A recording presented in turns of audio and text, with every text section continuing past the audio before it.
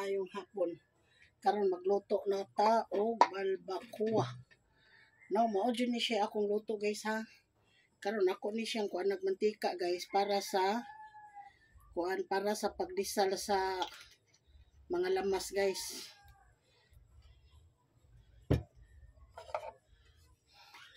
Sandok, magic sandok. Ngayon guys, makikita ninyo ngayon kung paano ko lulutuin yung balbacoa. Kasi may nagpaluto sa akin, higit to sa 3 kilo. Kunti na lang yun ang kunti na lang ang kulang, 3 kilo siya. Kasi hindi naman pwede na bumili tayo ng isang paa ng baka tapos iwanan po yung iba. Kailangan po talaga yung isang paa, isang tiil po ng baka, yun po ang yun po ang ikilo. Pagkatapos ay hindi po umabot ng 2 kilo. Kunti na lang na maabot siya ng 2 kilo kasi bigat po yun, kasi buto po yun, kaya may kasama po siya ng balat, no? Dinagdagan ko na lang ng balat kasi po guys ay hindi natin alam po yung yung buto nga, ilang piraso lang kasi mabigat. Ngayon guys, po ako ng bawang guys. Kailangan po yung bawang ay uunahin ko po yung bawang talaga. Tapos i-brown ko po yung bawang.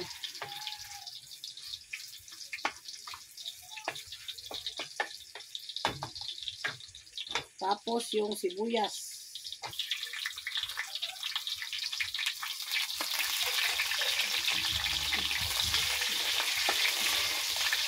Tapos yung luya guys. Kailangan po yung luya.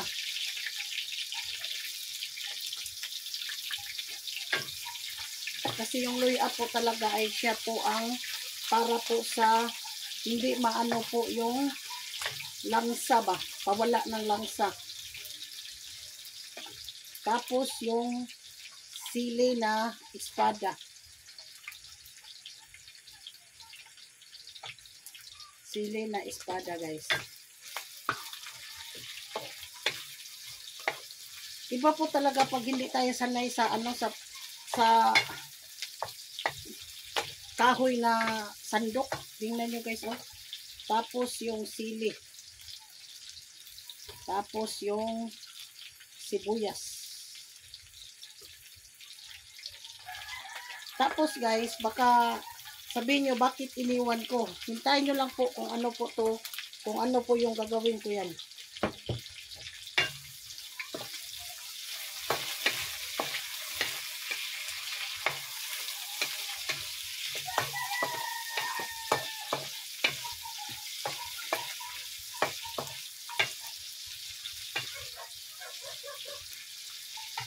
Yan po guys.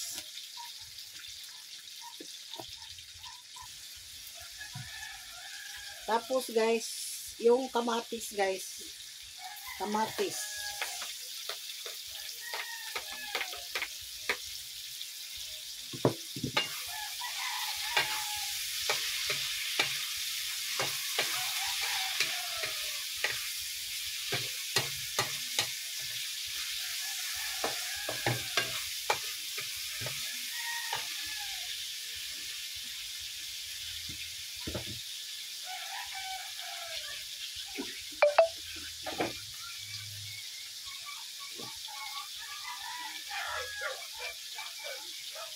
Tapos guys, ito yung kaldero na ginagamit ko sa pagpalambot ng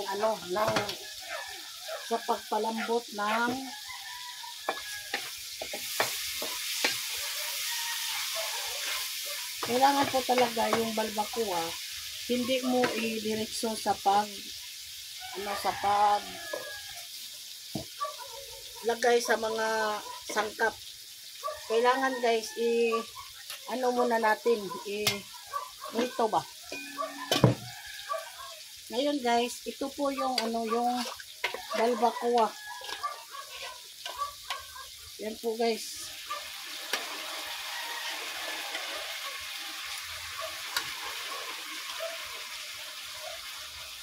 Hindi pa to siya masyadong malambot, pero i-ano ko na lang, dito ko na lang siya papalambutin kasi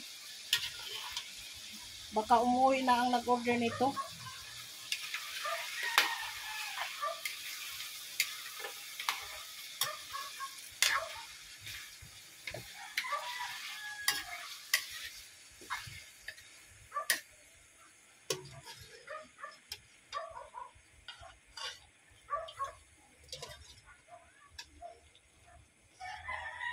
Ang balat ay talagang malambot na ang balat.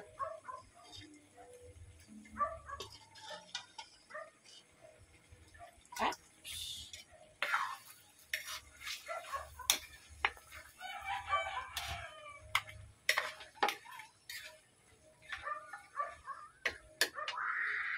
Ngayon, ano ko na lang guys, ihuwad ko na lang ba kasi ano. Yan. Ang sarap po talaga. Puno po, puno na puno. Puno-puno po talaga. Yan po guys, no? Ito na po guys. Tapos guys, mayroon ko tong ilagay. Kailangan ko nang ano na lang. Irambol lahat. Yung tuyo guys. Yung tuyo, konti lang. Kasi naano ko na yun. Tapos, suka. Suka din, konti.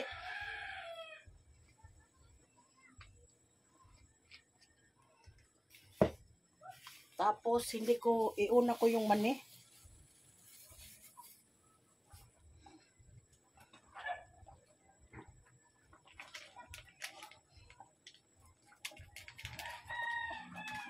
Tapos, yung black beans.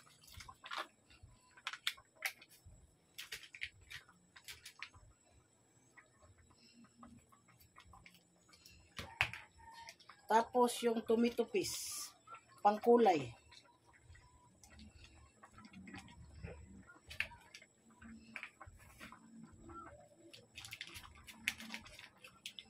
Tapos, yung pineapple, tidbits. Mayroon akong binili na presko guys, pero kunti ra Isama-sama mo na lang yun, yung mga sangkap para hindi ka na bumalik-balik yung hands. Pang-special po kasi yan eh. Tapos, gumamit tayo ng magic sarap guys. Magic sarap po ang ginagamit ko. Isang magic sarap pero hindi na po ako maglagay ng bitsin. Ito lang po.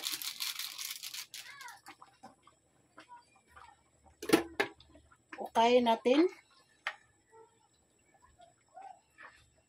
Mayroon pa akong ilagay dito ha. Hindi ko pa napakita. Sinabi ko ang lahat sa inyo para matuto din kayo kung paano gagawin yung balbakwa. Pero ito po ay pagkatapos kong i-disa, ibalik ko po to sa sa kaldero para madaling malata. Ito po yung hindi po talaga sinasabi. Ito po yung kamay na pula. Yung kinugay. Yan po guys. Kailangan mayroon po talaga isang kutsara at kalahati ang ko linagay.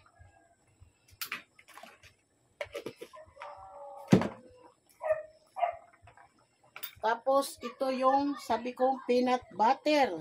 Pero yung peanut butter guys ay konti lang kasi may manina. Hindi ko po ubusin yung yung lahat.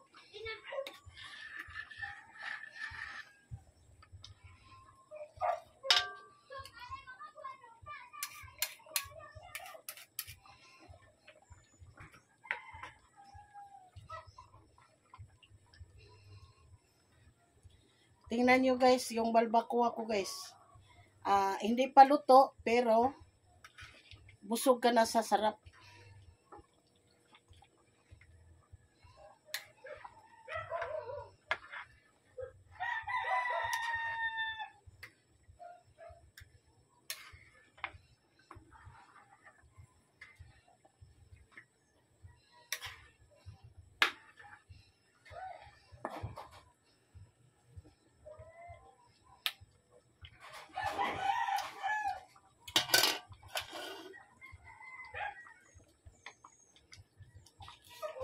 Asin.